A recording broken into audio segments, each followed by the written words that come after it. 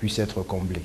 Je vais vous proposer de suivre cet élément. Un étudiant de 25 ans qui a eu son DSS l'année académique 2005-2006. Le thème de son mémoire portait sur l'introduction d'une société en bourse des valeurs immobilières de Douala. C'est vrai, quand on parle d'introduction d'une entreprise à la bourse des valeurs mobilières, c'est tout un processus qui fait intervenir plusieurs entités. Donc, nous, dans le cadre de notre travail de mémoire, qui portait, une fois de plus, faudrait-il le rappeler, sur l'introduction d'une société à la bourse des valeurs mobilières de Douala, on a essayé de scruter la chaîne du processus d'introduction. On s'est rendu compte qu'il y a 3 intervenants majeurs qui se dégageaient en dehors de l'autorité de marché qui supervise le tout. Il y a l'entreprise émettrice du titre de capital, puisqu'il s'agit d'une opération d'introduction. Et on a le PSI, le prestataire de services d'investissement, qui est en réalité l'intermédiaire entre l'entreprise émettrice et les autorités de marché, ainsi que l'entreprise de marché. Alors finalement, le troisième intervenant, c'est l'entreprise de marché dont la bourse des valeurs mobilières elle-même, celle chez qui les transactions ou les cotations boursières vont se dérouler désormais. Alors nous nous sommes dit, il était donc intéressant de faire un tour d'horizon de ces 3 principaux intervenants de la chaîne. Donc nous avons d'abord commencé par l'entreprise émettrice.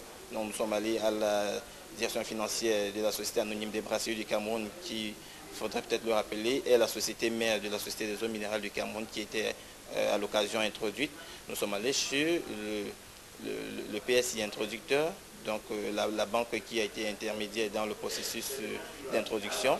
Et finalement, nous avons achevé notre travail de recherche sur la plateforme boursière même, donc au Douala Stock Exchange, pour avoir une certaine exhaustivité des éléments rentrant dans tout le processus d'introduction, donc de toute la chaîne du début à la fin, donc d'amont en aval de tout le processus. Donc voilà un peu comment nous avons essayé de travailler pour obtenir ce mémoire de fin d'études.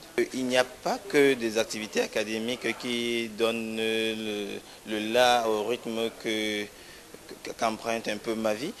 En dehors de cette activité académique, il y a quand même une place primordiale. Il faut dire qu'il y a des activités parallèles comme celles que je pratique à temps partiel entre l'université et le reste de la vie. Je dois le dire, c'est de la radio.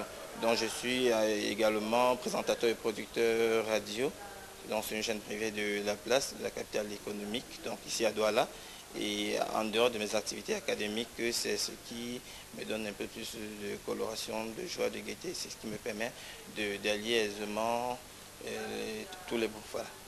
Alors, professeur Modikoko, quand on voit un peu le nombre de chômeurs qu'il y a ces derniers temps au Cameroun, on se demande est-ce qu'il y a lieu vraiment, est-ce que c'est encore important et nécessaire de faire des études supérieures aujourd'hui? Je pense qu'il faut faire des études supérieures, j'en ai la conviction, surtout dans un pays comme le nôtre, où tout est à faire, où tout est à construire, tout est à bâtir. Nous sommes un jeune pays et nous ne devons pas véritablement